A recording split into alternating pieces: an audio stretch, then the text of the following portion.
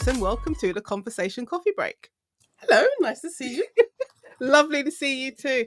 Right, my first question is, can you tell the listeners about Beach Hut 512? Well, Beach Hut 512 is a short story, so it's like 20,000 words, but it's a story of a woman called Sims who has had some not great stuff happen to her in her past, and now she's kind of like on an even keel. She moved away from Brighton, and then she came back and she bought a beach hut, and it's one of those beautiful iconic beach huts on the Brighton seafront. And the book starts with her on a date, a very bad date, and she goes back and discovers that some of the beach huts have been vandalized, and hers is the latest one to be vandalized. And when she goes down to the seafront, there's all these people there with the police, and she discovers that not only has her beach hut been vandalized, there's a dead body in it. And so she is now in this awful situation of wondering who the dead body is, who put it there, because there's no sign of the person who put the body there, and why, and is she being targeted? Right, so my next question to you is, what came to you first? Was it the character, a specific scene, the overall premise, or something completely different?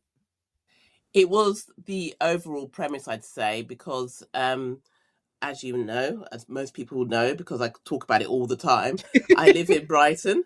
No, you don't. It's all about Brighton for me.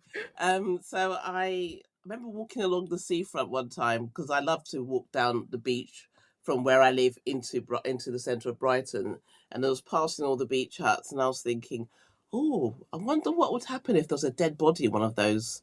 And so obviously that's how writers think, and so that sort of came up. I came up with the idea of there being a dead body inside of a beach hut, like the ultimate locked room mystery, because you don't Yeah. know how it got there, or who put it there, or who the person actually is.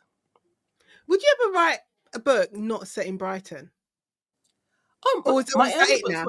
my Yeah, I earlier know books the weren't earlier set in ones are, Brighton but because now. my earlier books, because I didn't live in Brighton, I didn't write about it. I used to write a lot about Leeds, and because I lived in London years ago when I was first started, when I was reading, just a reader, I wasn't a published author.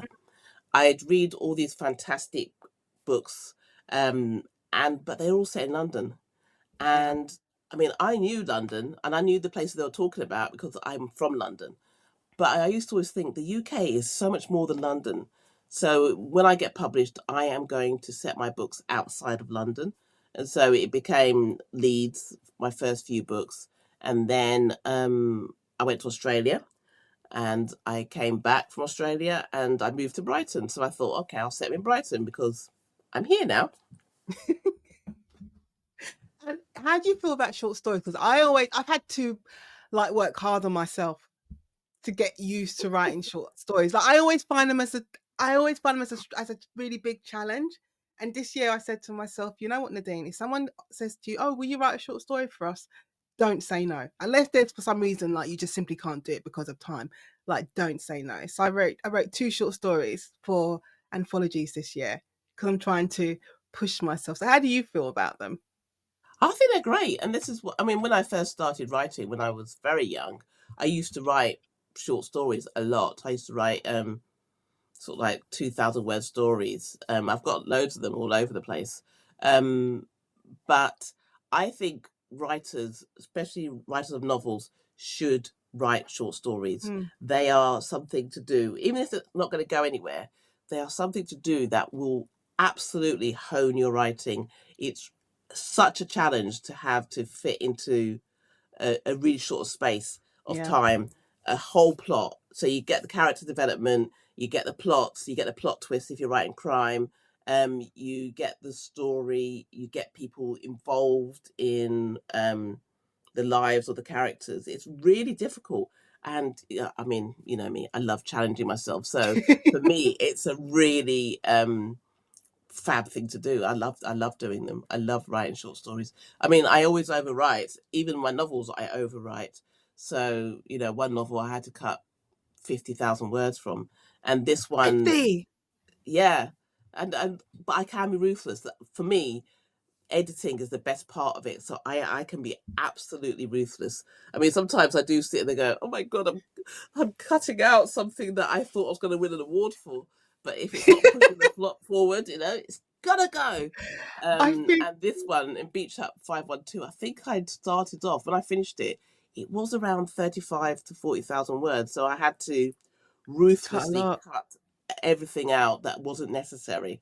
And it's a better story for it. It always is a better Yeah. story for ruthlessly removing all the stuff that's extraneous, the stuff that, you know, it's I very call it the nice. noise.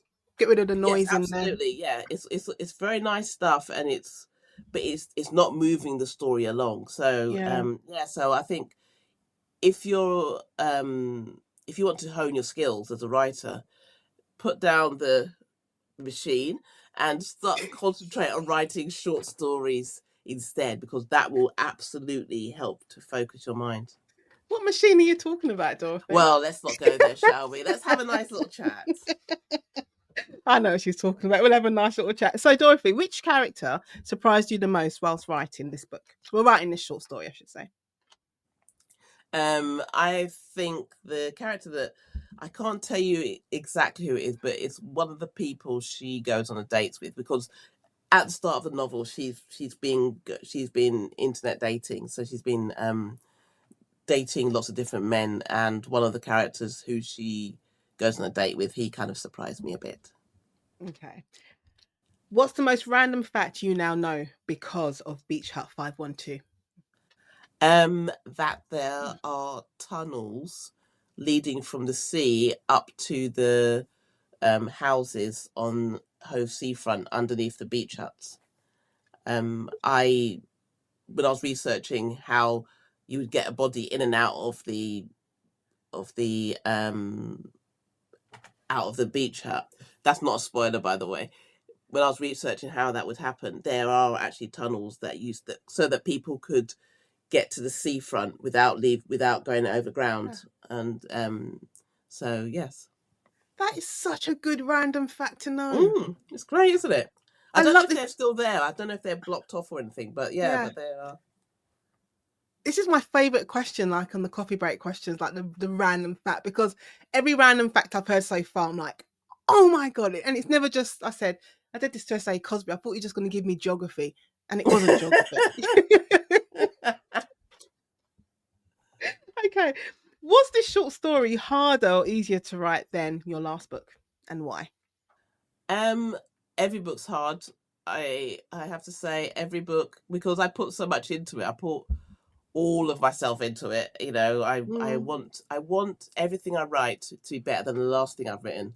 And to do that, you have to really sort of like put everything into it. You have to put your heart and soul into it. And I think it's really obvious for readers if you haven't tried, with a book. They might not like it, but I know when I've finished a book, there's nothing I could have done to change, how yeah. the book was written, because I know that I've put every single thing into it. So it was harder than Beach Hut 512 was harder than Give Him to Me, because I wrote it after Give Him to Me, but it's not as hard as The Quiet Girls, because The Quiet Girls, which is what I wrote after Beach Hut 512, again, I'm challenging myself, trying really Yeah. hard. So yeah, every book gets harder. So it was harder than all the previous books that have come before it. Did it feel like a bit of a? I can't remember what it's called in the restaurant. They give you like the palate cleanser Mm. before the next before the next meal on the Uh, course. Is it short? Does your short story feel like that in the process? do you know what? When I wrote the my short story, it's slightly longer than the Beach Hut 512. The Bacon Detective Slice Yeah. Baby. When I wrote that one, which I self published, that absolutely felt like a palate cleanser, because I had no one who's going to tell me what to do. I didn't have any expectations. I just wrote it in secret, and it was a really nice thing to do for myself because no one was expecting anything from it. So writing Beach Hut 512 was absolutely like work, like writing a book Yeah. for, because I was writing it for somebody. I was writing it for the Amazon Original Stories series. So, and I knew they expected a certain type of novel. Whereas when I wrote my other short story book, I just, no one was expecting anything. I could just be completely wild, and it could be completely different style of writing, because I was writing as somebody else. So, in a way, for readers, I think it's going to be a palate cleanser, something quick to kind of get into, and amuse bouche, as they say. That's it.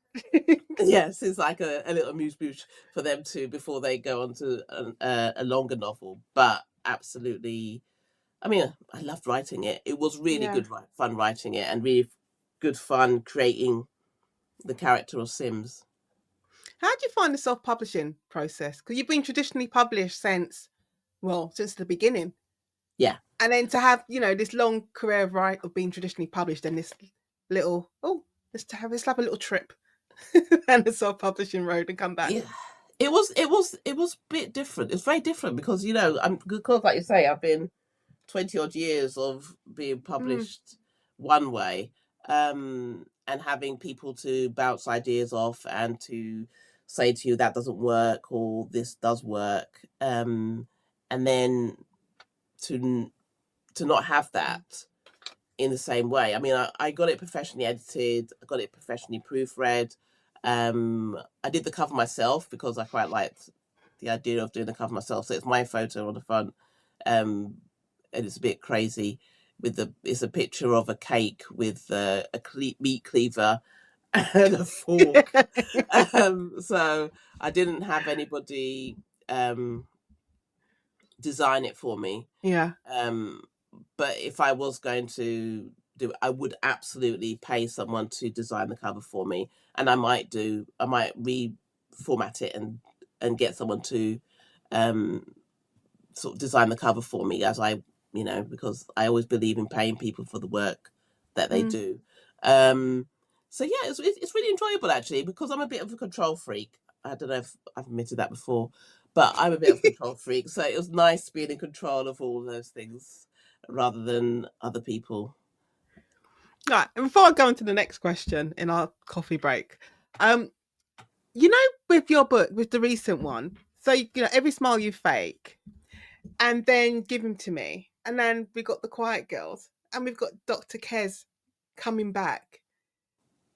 Did you ever plan for that to happen when you wrote Every No, Smile She Faked? Because we got 3 books in. we It's a know that's what series. I was always like, I'm not doing sequels. Yeah. I was always never a sequel person, and then I did the sequel to the Ice Cream Girls, and I will definitely not do the sequel after I did All My Lies Are True because I was like that was so hard, and Yeah. then so then I wrote Every Spidey Fake, and I finished that, and I really enjoyed writing about Kez. She was like a really strong character. And then I came to give him to me, and I had the idea about a girl who witnessed her father killing her mother, her abusive father killing her mother, and when she's a grown up, she comes back for him because he doesn't go to prison. He gets away with it basically because he's powerful and connected. Um, and what I needed was to have somebody on the outside of it telling us the whole psychology of why she would be doing that and trying Yeah. to stop her because she's not doing something great. She's not I can understand why she was doing what she did, but she's not doing something It's not great. a good thing. No, so I needed an outside character. I thought, you know what? Look who's here. Kez, the profiler and therapist who would It's all be set up. The world is absolutely there. able to, yeah, so it wasn't like a intentional thing to bring her back. And then I got to the end of Give Her to Me, and I was like, I am so writing about Kez again because I love her. You've And got a again, bond but with her. it was really hard though writing the Quiet Girls. I think also after writing Beach Hut 512, it was harder to go back to a longer novel. I mean, the whole thing with Beach Hut 512 was I knew when I had the idea of, oh, what if there's a dead body in this Yeah, locked room, um, that it wouldn't make a full length novel. It would only make a short story. So when I was asked to write this short story, I was like, oh, that's the perfect idea, and it yeah. was a wonderful experience writing it, and everyone involved was so wonderful and really really nice. I mean, I've been very fortunate in my publishing journey. I've had mostly, like, 99% of people I've worked with have been really nice. Mm. Um, so, and then I had to write a full length novel again. I'm like, really? Do you really want 100,000 words from me? Really? Could it just be 20,000 and let's just be done with it? 20's good. We don't need 100,000 words. Maybe 25 at a push. Maybe 25 30. and push, yeah, maybe 30. I could give you 30. I could give you 40 unedited, you know. So yeah, so it was actually quite hard going back to long form, as it were. But I Yeah. mean, the story was there. It was just like, okay, so I can't end it here. Then I have to do more. No. There's some stories that there's always like a continuation. They don't Yeah. just end. Like you just someone's like they always ask me about Tenley and they're like, oh, will this be the last one? I'm like, no, because I No. know in my head already, I know there are more stories, not just for her, but for the team. Like you haven't discovered everything you need to know about them. And if I Yeah. still feel that way, then you'll keep getting more. Absolutely. That's it. And so yeah. So um, hopefully I'll have another idea for the cares, or maybe not. You know, I could. It's quite good for me because, and for most writers, I think, because you can always step out and write something else and then come back Yeah. to it. Um, yeah, but I do like writing about Kez. I do like, because she's so messed up, but she's got such a good moral center. Compass. Mm. Yeah. Okay. All right. So back to Beach Hut 512. Without giving away any spoilers, did Beach Hut 512 end the way you originally planned, or did it surprise you too? It did and it didn't, because there was a couple of twists towards the end which I thought was sorted, and then as I started writing, it's like, no, that's not going to work. That is just not going to work. So I had to sort of like work around the new things that had changed in the Mm. beginning of the book, um, and sort of like change it so it was plausible and it was possible. So yeah, a couple of times. I mean, I'm very fortunate. I have my husband who is very good at sort of bouncing ideas off him, and he sort of like, he'll say, "Oh yeah, but that wouldn't work," or maybe you could think about this, and I'll go, "Okay, yeah," so I can go down that route, and I will then find a way to do that. Um, Not necessarily how he says it, but just, I mean, he kind of gives me the kernel of an idea in Yeah. my head. Um, How Sorry, go on. no, carry on. I was going to ask, how important is it, you think, for writers, all writers, no matter, regardless of wherever stage you are in your career, how important is it to have like a tribe around you, people you can bounce ideas off or just have a random rant to because you haven't got a chapter to work? Well, for me, it's been a weird sort of like hybrid working process, because when I wrote my first two books, I had another agent who I didn't talk to about anything about the plot or anything, Mm. and then I wrote my third book and got my new agent, and I didn't really talk to him about that at the beginning. But as time went on, because what I'd do is I'd write my way into down an alley that I couldn't get out of, and I'd be like, Yeah. or I'd write something and I think, oh, actually, would that work? Would somebody really do that? So I'd ring him up and I'd say to him, so what do you think, would this work? Or might ring my editor and say, would you think that would work? And inevitably they go, no, it wouldn't. So I'd have to find a new way of doing it. You need that though, don't you? You I need that know, I do, I blunt know. That's why axe. I asked No. them. So but then so I wasn't married at that point, so that's the thing. I wasn't with my husband at that point. Um although I knew him, he was we've been friends for a long time. Um, so when we got married, even when we got married, it was only every so often I would sort of say to him, "Oh, what do you think about this?" Yeah. But in more recent times, it is kind of just easier to. Although I used to wake him up in the night and ask him questions, and he wasn't that up for that really. Apparently, I don't know why. No, why would he be disturbing his sleep? But for me, but recently I have been talking more to some writer friends about stuff that I want to do Mm, and stuff. I want to try new things. Um, I think it's really important for people to find a system that works for them. One of the advice I give to people whenever I do a keynote speech, or if I'm asked to sort of like to talk to people about at the start of their career, I always find a group of people around you who will support you, yeah, and you can be a support for them. I think it's really important. I think you need people around you who are going to be honest with you, but in a kind yeah, way.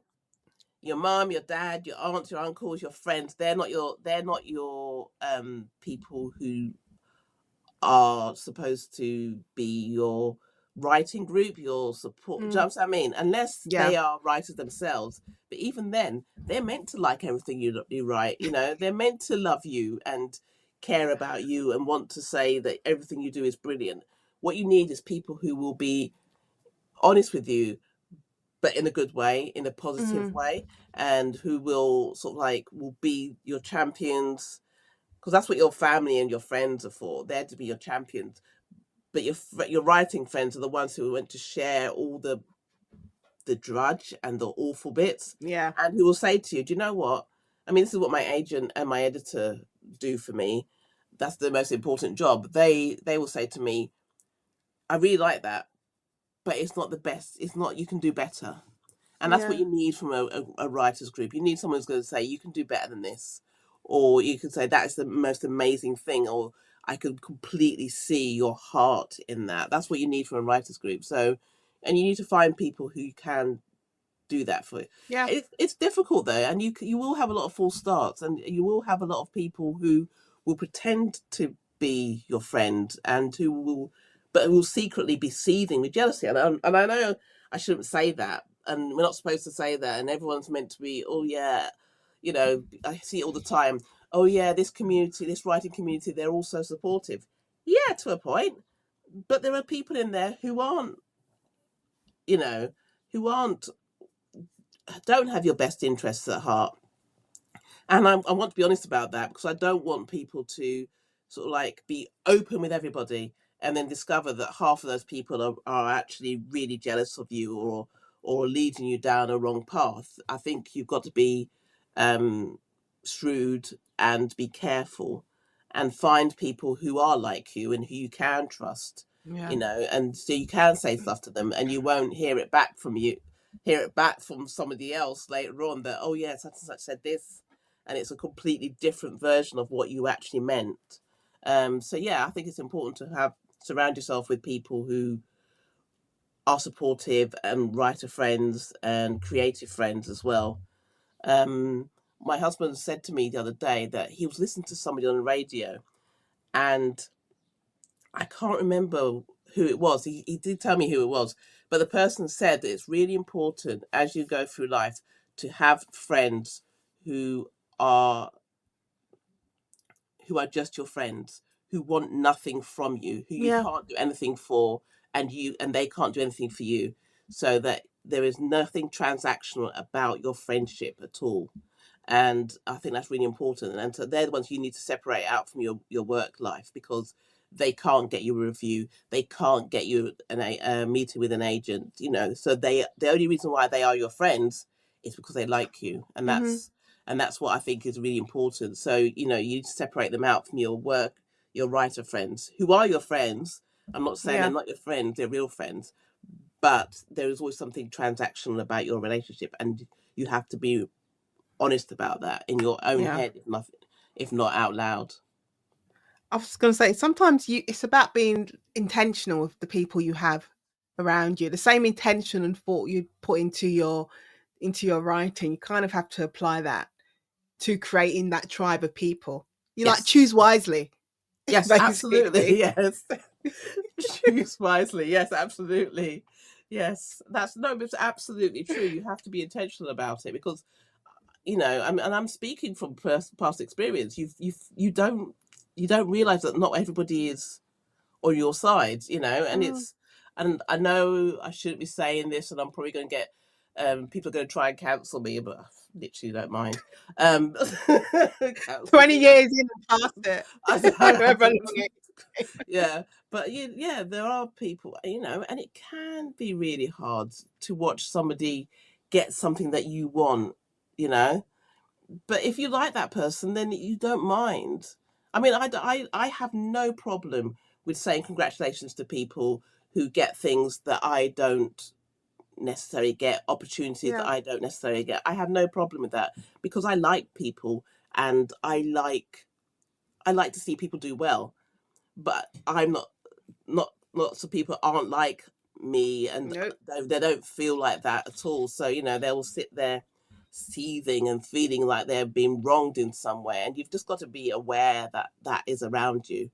And some people are really energy suckers who you know will constantly have this low level negativity that kind of permeates everything you do with them, especially with writing. I mean, especially with the publishing industry, the way it is, it's really easy to get into this negative mentality, but not do anything positive. Like, you doing your podcasts, you absolutely you put something positive back into a world that is surrounded by a lot of negativity at the Yeah. moment. And that's important, I think, to sort of It can, like to surround yourself with people who are realistic about the publishing world and the world around us, but are also very intentionally positive.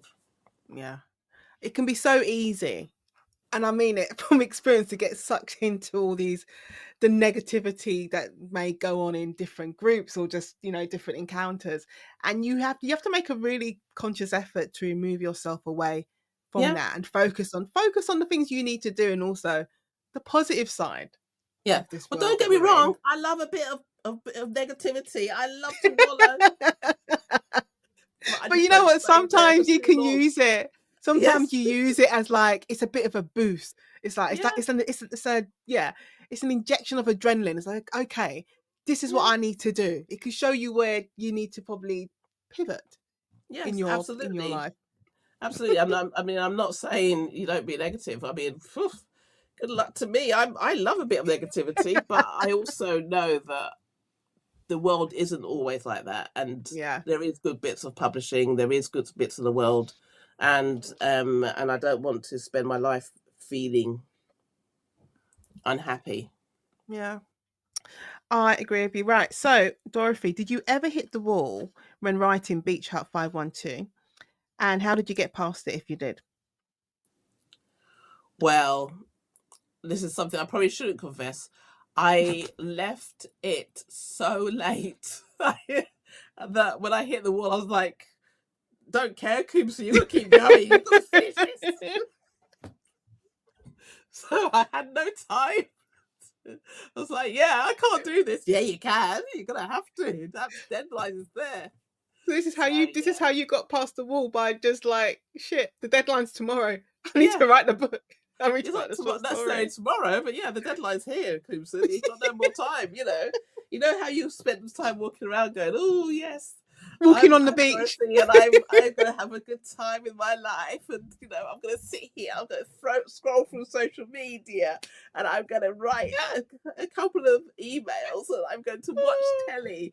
You remember that? Yeah. Now you're paying for it. So It's such a parent thing. I can hear like my mum. I'm having a flashback to being like 18. All that time you spent watching EastEnders, you could have been spent doing your homework. yeah, That's that's what I that's can hear in literally my how head. I think that's how I've lived my whole life, actually. So Dorothy, what are you working on next? um, I'm working on relaxing. Yeah, you That should. next book doesn't have to be in for another 6, 7, 8 months. So And if you believe that, you'll believe anything. Which is what I was going to ask. How are you able to do that? Because I've been in this, because, I was off for a few weeks, like recovering from my Mm, procedure. And then I was getting like, and I knew I had to rest. So there's no point, mm, forcing myself in front of a computer, in front of my laptop. But I'm getting like antsy. And also, I don't have nothing technically to deliver because I'm waiting for edits. So I'm not even writing anything new until September, really. So I have space. But I'm like, antsy. Like I feel like mm. I need to be doing something. How Yeah. easy is it for you to rest in between books and projects? It's not at all. I literally don't. As I said, if you believe in me, I'm going to relax. Good luck, you. I must be very good at making things up. Maybe you are. Maybe you No, I are. am. I am. I've got a couple of things that I can't tell you about, which I'm working on. And I was actually thinking maybe I should write a Christmas story. It's a bit late in the year now to write a Christmas story, but I might write a Christmas story because why Why not? not? Why not? Exactly. I quite like Christmas films and books. Me So too. I do love a Christmas movie and I do like a Christmas book. So I might write one. Well, I watched so many like during my period of recovery. I just basically watched movies 24 because that's all Mm, my brain could take. And I was yes. like, I can write a rom com. I I can write love this. those. I love those It's movies like, 24 things. Yes. yeah, I could do that. It's the same plot. Same plot. I It's could do it. But you know what? You know what, Nadine? It might look like it's the same plot, but it's not. Oh no, There's it's always not a something pumpkin very, farm. It's an apple but orchard. but it's so interested and it's so involved, and you have to get certain things and just Hmm. right. I mean, I think this is what way back when people used to think it was really easy to write Mills and Boons. Like, oh, I can do Mills and Boons, and then you get No. the sort of like the guidelines from it, and it is so difficult. You have to stick to so much stuff. You have to hit so many certain milestones and so many certain things in it. It's actually not as easy as we think it is. It's just how I feel about commercial fiction in general, though. That there's this misconception that out of anything, in comparison to Mm, literary, it's just easy. You just sit mm, down over the weekend and you knock out 80,000, 100,000 words of this thriller or this romance, and Bob's your uncle, you're done. But yeah, it's not. It's it not. absolutely isn't. And then if you could try and pretend it is, but and most of the time your editor will disabuse you of anything like that. That they'll make you realize that no, it's not that easy, and it's not Yeah. that simple to knock things out because everything. I mean, in plot-driven books like um, commercial popular fiction it really is so easy to see where readers will go, well, that doesn't make sense, or Yeah. well, that wouldn't happen, and you have to kind of try and work out all eventualities. Really, Mm, you have to work out what will work and what won't work. It's really difficult. It's yeah. absolutely difficult. It's not easy. Okay, so what message or feeling do you hope readers take away from Beach Hut 512? Um, well, I think nothing is what it looks like. You know, you could be walking past a beach hut. There could be a dead body in there. Um, um, Not really. That's not really the message. I don't know. I think I That's hope not a they get. message. That's a feeling. I hope their bushes are amused. I should say. I hope they're entertained. I hope they find it. Funny and entertaining and a bit scary as well, because there are little Yeah. bits of it that are quite scary. Um, but I don't know, maybe recognize something about the group chats, because there's a whole group chat thread throughout the book. The WhatsApp groups and the group chats that you have for your neighborhood. You recognize some of the people on there. I hope people enjoy it. I think that's Yeah. what I want people to Okay. enjoy. And finally, to end our coffee break, which book, film, show, or video game do you recommend? Doesn't need to be all of them. You could just pick like one. Ooh, now this is a difficult one. Um, I'm just reading, at the moment I'm reading What Happens in the Dark by Kia Abdullah. Oh, it's good. So I would recommend picking that up. Absolutely. Okay. And she was on our coffee break last week, so Oh, cool. that was good. So that just leaves me to say, Dorothy Koomson, thank you very much for joining me for the Conversation Coffee Break. Oh, thank you so much for asking me for a coffee break, and I hope you will join me on the Dorothy edit when your next book comes out. Absolutely. I accept straight away. Great. That's what I was waiting. I've been waiting for a moment to ask you, because I was thinking, because I want it to be a new book so we can talk about your new. And that's it for this coffee break. Thank you so much for joining me. Starting from season 4, we'll be bringing you regular coffee breaks, 20-minute episodes, perfect for a quick chat with your favourite authors about their latest books. And here's the fun part. Next season, we're answering your questions. If there's something you've always wanted to ask an author, send it in. Email your question to theconversation@nadinemattheson.com, and we might just answer it in a future episode with a special shout out to you, of course. Until next time, keep reading, keep listening, and I'll see you soon for another coffee break.